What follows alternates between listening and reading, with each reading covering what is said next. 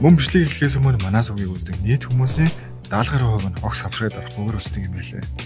Энэ удаагийн бичлэгийг үзэж байгаа та сабскрайб дараад үзээрэй гэж хүсмээр байна. Баярлалаа. Ингээд бичлэгэндээ орцгоё. Намайг 10 жил сурч байхад манай нэг найз энэ киног үзээрэй бүр татааны гэхэр нь үзтэл би лаа үзээд амар айж байснаа сандээ. Тэгэхээр юу гэсэн үг байх нь вэ? 2013 онд гарч байсан уг кино маань romantic comedy horror төрлийн кино бөгөөд ямар тач гараад үнэхээр амжилттай. Бүр Тайландынхаа түүхэнд бүх цаг үеийн хамгийн их ашиг орлого олсон ч кино болж байсан юм билээ. Ингээд хүүхэд байхдаа үзэж байсан сэтгэл дулаахан нар үлдсэн тэр киногоо ярьж өгөх гэж байгаадаа баяртай байна. Кино руу орцгоё.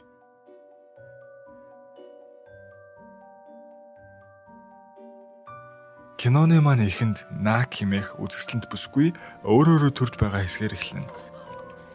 Хичнээн хашгирж ойрлон тусламж хүссэн хэдий ч түүн туслах хинч байсангүй.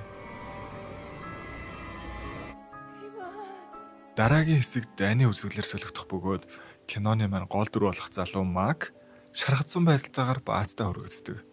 Дайнд цөхөрсөн тэрээр найдвараа алдах скэн хугацаанд түүний нөхөд болох Пак энийг нь тэр харин энийг нь Шин сүүлийнх нь найзах нэрийг мэдгүй зүгээр нэргүүгээл явчээ. Энэ хідэн дайнд зөвхөн шохрууд л нисдэг мэсдэг сэлэмэн л байхад хэдүүлээ ямар хэдийн хэсэг тасарсан байгаа биш алан таална гэсэн чи. Уучлаарай. Тэрхэн акшнд өөрсдөө зоригжуулан хонглын үзэрт гэрэл асаахаа үгсийг хэлснээр дайндаа буцан ортол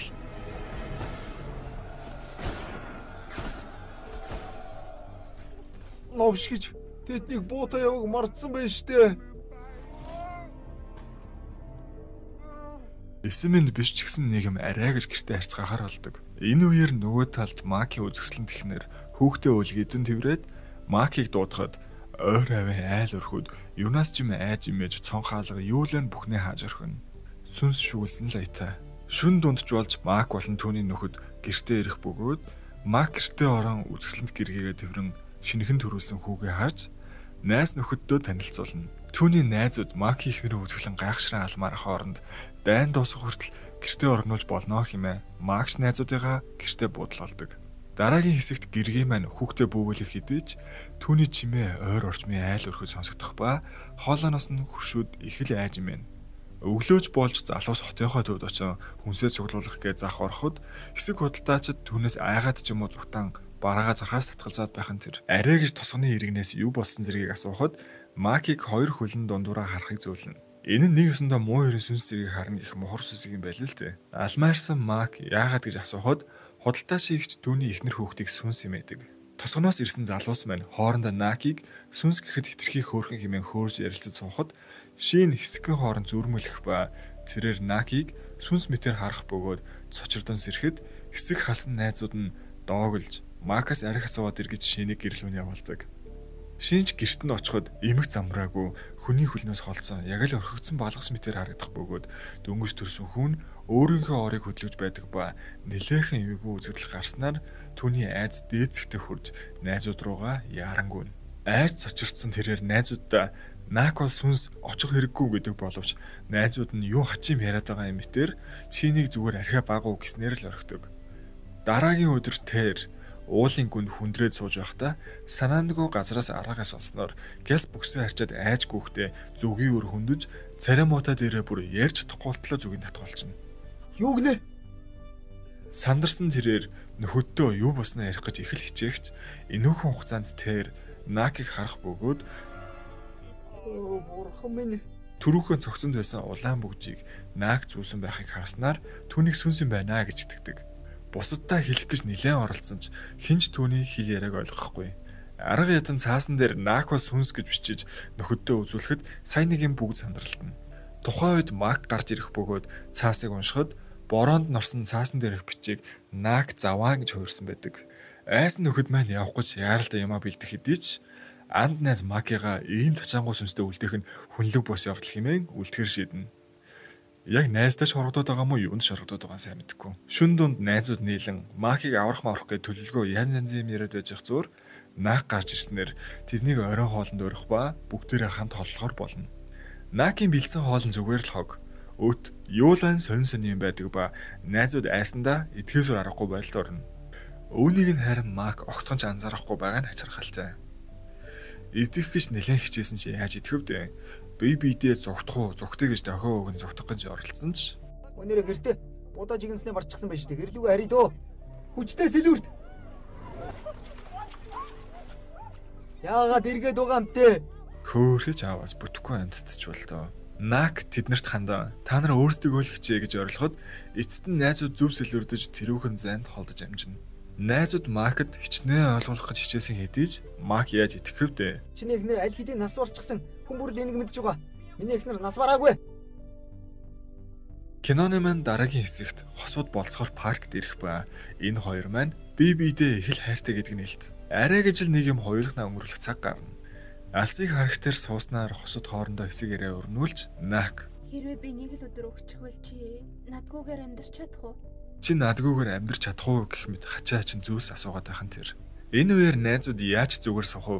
Найзаагаа аврах гээд янз янзын төлөвлөгөө их л юм бэлдэн өөрсдөө давс зэрэгээр зэвсгэлсэн байдаг. Төлөвлөгөөч ихний ээлжинд амжилттайгаар биелэн Макийг хулгайлж түүнд Нак бол сүнс гэж ахин дахин ойлгуулах гэж хичээдэгч эрс эсэргүүцэн Мак уурсаар л байхын тэр. Аргаа барсан тэр улаан бүгжийг дурсахад Мак юу яриад байгаа юм? Би түүний бүжийг өөртөө байн гааж явдаг гэж үзүүлэхэд бүтггүй хэдэн дуракууд Нак биш Макийг сүнс юм байна гэж бодоо. Давс юулан цацаж тэндээс ангиулддаг. Давс цацуулсан Макч учиргүй өвчин зовлон шаналхан ч түүнийг сүнс гэдгийг улам батлана. Нилээн зугцсны дараагаар найзуудын толгой бүр 300 жир эргэж Накийг сүнс гэхэд хитрхи тачаангуй учир сүнс байх учиргүй. Харин Мак бол сүнс. Макаас Накийг аврыг гэж ярилцсан тэр. Нөхцөл байдал эмгтэй хүний ганцаараа нь орхиж чадахгүй.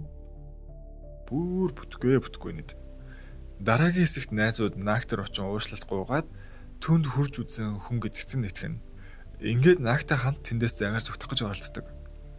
Энэ үеэр гинт Мак усан дотроос гарч ирэх бөгөөд завин дээр сууснаа муу тэнэгүүдээ би хөх төглөө цацсан давс чин дайнаас авсан шарханд наалдаад маш их үүдэж байна гэж бухимдана. Гэсэн чинь улан бантан шиг юм болж нөгөө улаан бүгж чинь ягаад ч юм нэргүүгээс унах үед найзууд ерөөсөө нэргүүг сүнс юм байна гэж бодоо завнаасаа буулган шиддэг.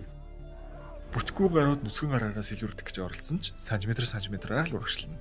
Нак харин ханаас юм сэлүүр гаргаж ирээд өгөхөд өнөөхөд маань тэрүүхэн тэндээ баярлах хэдий ч ханаас яаж гаргаж авсан гих зэрэгээр айхад айсан тэр хоёр хөлн дундуура харах гэж тэднийг холт гиснээр тэр Накийг жинхэнэ сүнс гэдгийг хардаг.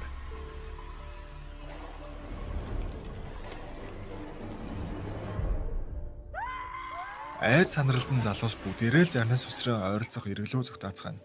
Мак эхнэр хүүхдээ орхиж чадахгүй гэж нэлээд эсэргүүцэх хэдий ч түүнийг тоосгодож унгаагаад ханаасаа ч тоос гаргаад ирв. Ямар тааж аваад явна. Айсан залуус маань одоо л түүнээс ангижрах хэрэгтэй гэж ламах дээр очин тусламж хүсснээр тэд хийдийн голд залбиран сууцгаана. Хийдийн бүхэл хэсгийг уцаар ороосон байх ба энэ санаар аюулгүй гэж ламах хэлдэгч Пакин дээрээс ус алдахад хийдийн санхүүгийн асуудлаас болоод таазыг засч чадаагүй байгаамаа гэж ламах маань хэлдэг. Энэ үеэр Нак хийдэд нэвтрэхэд ламах битгий биднэрт ариун ус байна. Наад усаа цац гэдэгч бүтггүй хэд маань салгалж байгаад өөрсөд дээрээ усаа асгаж өрхөнө. Зүгээрээ биднэрт дахиад ариун будаа байгаа гэдэгч шин тэрүүгээр нь шууг холж байх бөгөөд эцсийн найдвар болох ламахыгаач сандарсандаа жигээд унгаахан тэр. Ламах маань ариун торгосоо жигдсэн учраас ёстой чадахгүй юм байна өөртөө уучраа олцгоо хэмээн зүгтаачдаг. Аргаа барсан хэд маань ариун торгоноогоо бүх уцаар өөртөө ороо сандралдан хийдийн нөгөө зүгтгүү хэдий ч түрүүхэн уснаас төлөж унгаас нь нэргүүдэд таарах бөгөөд биен дээрээ ариун сасгасан шинээр бамбаа болгож нэргүүг мөргөх хэдий ч нэргүү маань сүнс биш болж таардаг ба зүгээр шуналдаа тэр бүгжийг авч зарах гэж байсныг олж мэднэ. Гарах гэж нэлээд оролцсон ч Нак хийдийн гарах гарцыг бүгдийг хааж гарах эцгүй болгодог. Нак, яагаад та нар надаас зүгтаад байгаа юм? Би яагаад ч гоо зүгээр л хайртай хүнтэйгээ баймаар байсан. Би өөр юу ч хүсээгүй гэдгээ илэрхийлэх ба энэ үеэр найзууд зугтаж амжина. Мак Нак хоёр маань эцэст нь ингэж үнэнтэй нүр тулах бөгөөд яг үнэндээ Мак энэ бүгдийг эхнээс нь л мэдэж байсан. Би хэдий тэнэгч гэлээ хайртай хүнээ өгсөн өгөөгүй ялгалгүй яхав дээ. Би зүгээр л үнтэй илэрхийлэх хүсээгүй юм гээд Макс тэр хайртай хүнтэйгээ хамт баймаар байснаа илэрхийлдэг. Чи надаас айхгүй байна уу? Би хичнээн сүнснээс айдаг ч гэсэн. Чамгүй амьдрна гэхээр бүр ч их айдас минь төрж байна. Нак хариуз нь өгсөн хүн амьд хүнтэй цаашд амьдрах боломжгүй гэдэгч тэгвэл надад ганцаараа амьдрах шалтгаан алга. Энгийнэрээ хуучнах шигээ хуйлаа бусдыг тоохгүйгээр амьдрч болно шүү дээ хэмээснээр тэр хоёр аз жаргалтайгаар төгснө.